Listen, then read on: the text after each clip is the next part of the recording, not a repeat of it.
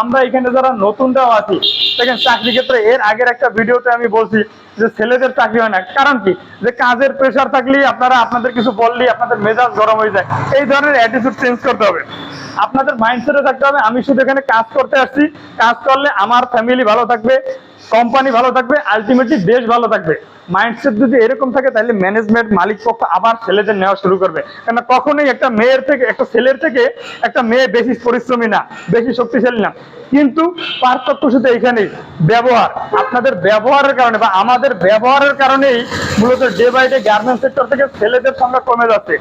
আমার রিকোয়েস্ট থাকবে এই ভিডিও যারা দেখবেন তাদের প্রতিও, যে আপনারা যখন গার্মেন্টসে চাকরি করবেন তখন অবশ্যই আপনাদের ব্যবহারে আপনাদের কাজে একটা এমন চিন্তা করেন যে এই কাজটা নট অনলি শুধু আপনার জন্য না, এটা আপনার জন্য, কোম্পানির জন্য, দেশের জন্য কাজ করতেছি। তাহলে আপনি যেমন ভালো থাকবেন, কোম্পানি ভালো থাকবে, দেশ আলটিমেটলি ভালো জায়গায় পৌঁছাবে।